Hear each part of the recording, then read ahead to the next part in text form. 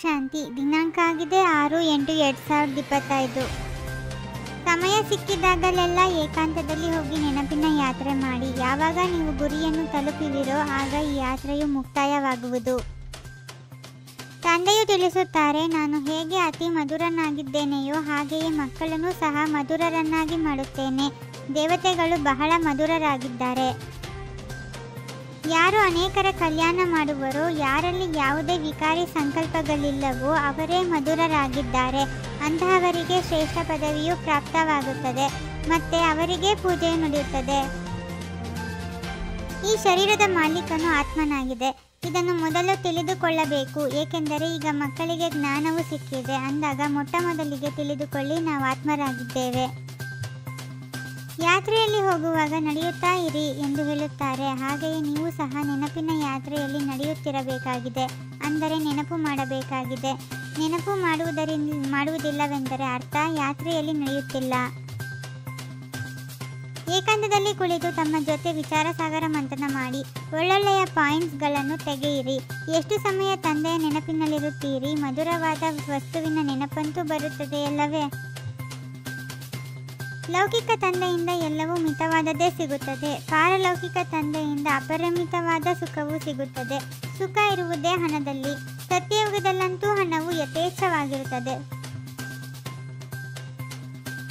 ಸತ್ಯಯುಗದಲ್ಲಿ ಯಾವುದೇ ವಿಕಾರದ ಮಾತಿರುವುದಿಲ್ಲ. ಯಾರು ಇಷ್ಟು ಶ್ರೇಷ್ಠ ಪದವಿಯನ್ನು ಪಡೆಯುವರೋ ಅವರು ಅವಶ್ಯವಾಗಿ ಇಲ್ಲಿ ಪುರುಷಾರ್ಥ ಮಾಡುತ್ತಾರೆ.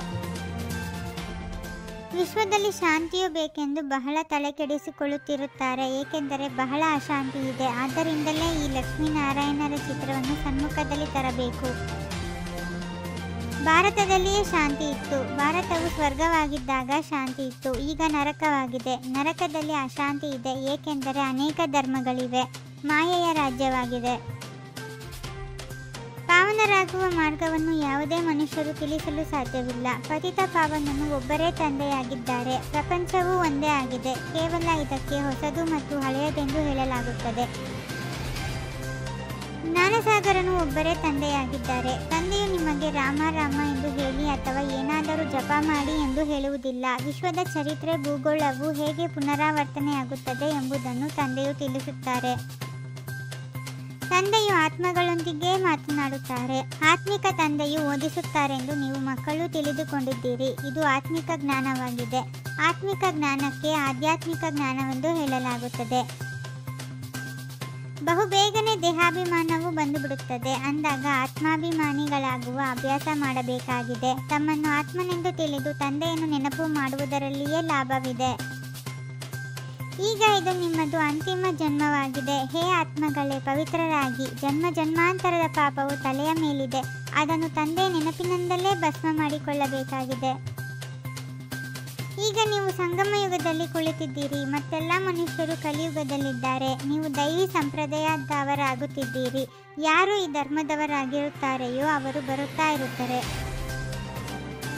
ಯಾರು ಅನೇಕರಿಗೆ ಮಾರ್ಗವನ್ನು ತೋರಿಸುತ್ತಾರೆಯೋ ಅವರು ಬಹಳ ಶ್ರೇಷ್ಠ ಪದವಿಯನ್ನು ಪಡೆಯುತ್ತಾರೆ. ನೀವು ಮಕ್ಕಳು ಪುರುಷಾರ್ಥ ಮಾಡಬೇಕು, ಆದರೆ ಚಿಂತಿಸುವ ಮಾತಿಲ್ಲ, ಏಕೆಂದರೆ ನಿಮ್ಮ ಜವಾಬ್ದಾರಿ ತಂದೆಯ ಮೇಲಿದೆ.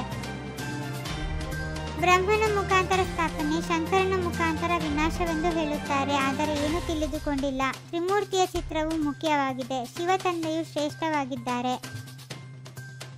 ತಂದೆಯ ಸಮಾನ ಬಹಳ ಬಹಳ ಮಧುರರಾಗಿ ಅನೇಕರ ಕಲ್ಯಾಣ ಮಾಡಿ. ಈ ಅಂತಿಮ ಜನ್ಮದಲ್ಲಿ ಖಂಡಿತ ಪವಿತ್ರರಾಗಬೇಕು. ವ್ಯವಹಾರ ಮುಂತಾದವನ್ನು ಮಾಡುತ್ತಾ ನಾನು ಆತ್ಮನಾಗಿದ್ದೇನೆಂದು ಅಭ್ಯಾಸ ಮಾಡಬೇಕು. ಪ್ರವೃತ್ತಿಯ ವಿಸ್ತಾರದಲ್ಲಿರುತ್ತಾ ಫರಿಷ್ಠತನದ ಸಾಕ್ಷಾತ್ಕಾರ ಮಾಡಿಸುವಂತಹ ಸಾಕ್ಷಾತ್ಕಾರ ಮೂರ್ತಿ ಭವ.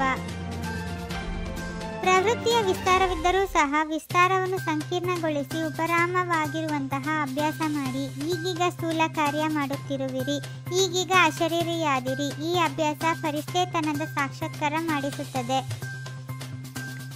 ಖುಷಿಯನ್ನು ಕಾಯಮಾಗಿಟ್ಟುಕೊಳ್ಳಲು ಆತ್ಮರೂಪಿ ದೀಪಕ್ಕೆ ಜ್ಞಾನರೂಪಿ ತುಪ್ಪವನ್ನು ಪ್ರತಿದಿನ ಹಾಕುತ್ತೀರಿ. ಓಂ ಶಾಂತಿ. 21 ಜನ್ಮಗಳಿಗೋಸ್ಕರ 21 ಪರಮಾತ್ಮನ ಮಹಾವಾಕ್ಯಗಳನ್ನು ಆಲಿಸಿ ಹಾಗೂ ನಿಮ್ಮದೇ ಆದ ಈ ಚಾನೆಲ್ಗೆ ಲೈಕ್ ಮಾಡುವುದನ್ನು ಮರೆಯದಿರಿ.